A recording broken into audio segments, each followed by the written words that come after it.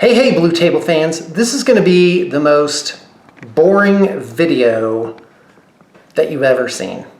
This is a villager model from, I don't know, some set that's put out by, I think it is Wizards of the Coast. And her name is Galthoon.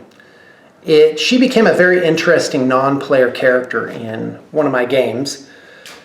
In the world that I was creating, there's a race that created this teleportation system, the Tesseract transportation system that can teleport people from one place to another.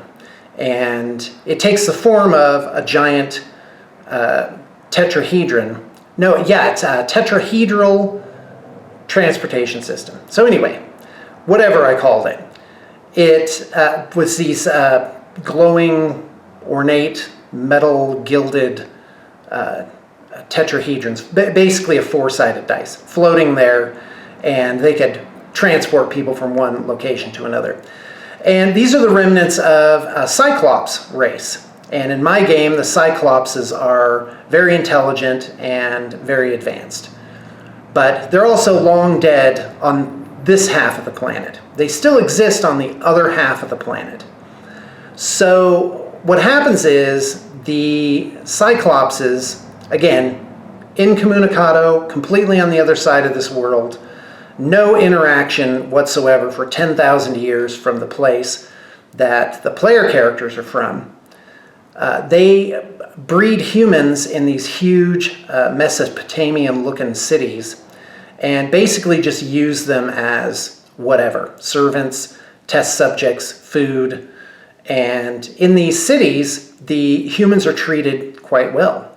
And they're grown in cohorts of tens of thousands of them.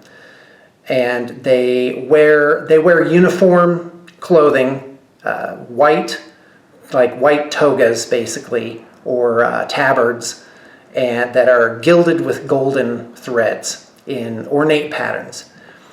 So the humans think their life is great, and indeed it is. There's nothing wrong, there's no suffering, until they graduate from these cities and they're herded into what they believe is going to be this wonderful next life, but in reality they're subjected to all the things I mentioned before.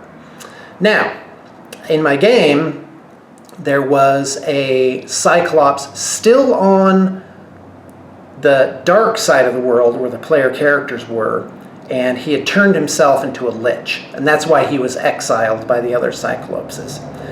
And so the party discovers the transportation system, and they discover so what happens is they're transporting these humans over, and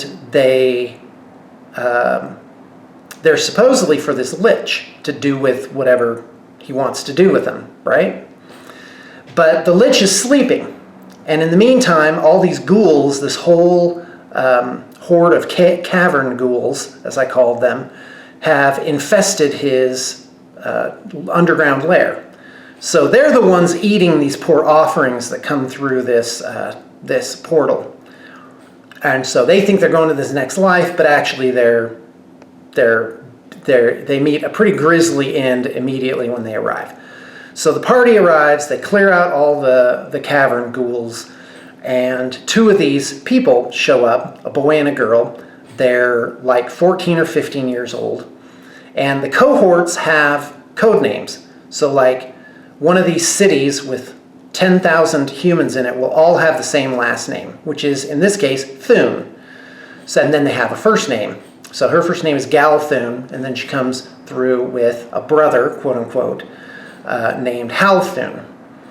And so the party discovers them.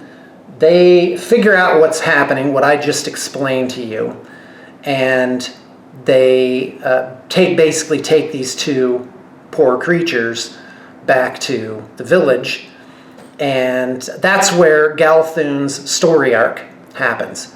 Is what is she going to do with her life now? Her whole life has been a lie. It's not what she had expected. She's in this backwoods place like a Wild West fantasy type scenario, and what is she going to do about it? And so Galthoon prevails. She breaks her programming. She understands the world that she lives in.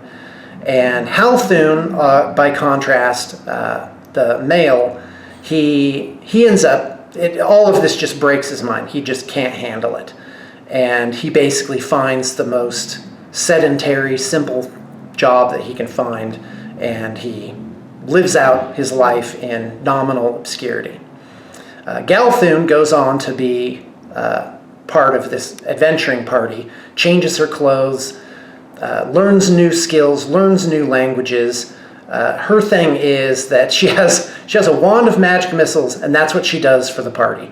She stays out of trouble, gives them good advice once in a while, and basically zarks out 2 magic missiles every round, which surprisingly is incredibly helpful because they automatically hit. So in the real world, she doesn't take much time in the turn order either. I just rolled a 2d4 plus 1 each, and that's what she does. And so she became a cartographer and an adventurer, and it was a pretty cool story arc. They all liked her, and I'm gonna end this video talking about a couple of DM tricks that you can use, tips basically. And I wouldn't say tricks because it's not a trick. They're just tools you can use to further the story and make the game more interesting. First off is human as a magic item. So instead of giving the party a wand of magic missiles, give them a person that activates the wand of magic missiles and actually does it.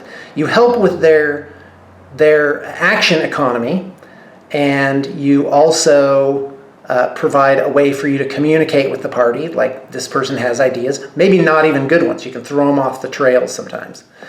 And the second, person as magic item, that's tip number 1. Tool number 1, tips, tricks, and tools.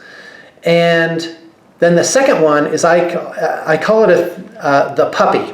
And I believe I may have talked about this before. Basically, you have some creature, ostensibly, literally a puppy, like a dog is a great example of this.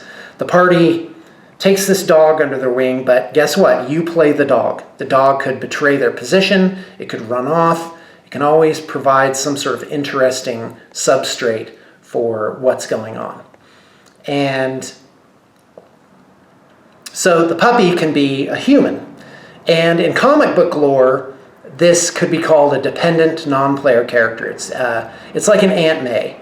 It's a being that they're interested in terms of their welfare, but can help the plot along, or it can provide some kind of impetus, put them in danger.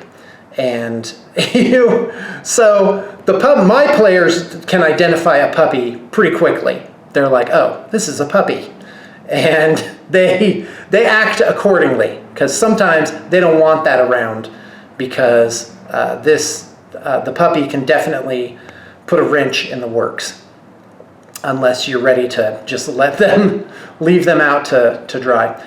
Okay, guys, that is what I have to say today. So this is my introduction to Galthoon. This is my scale creature that I use when I make my videos, so you can tell if something to scale, like this Adeptus Custodes guy. Hello there. Yes, my name's Galthoon. What's going on? She doesn't talk that way. Anyway, yeah, having a lot of fun. Thanks for tuning in, and I know you got your tips, tricks, tools, and tactics for the day.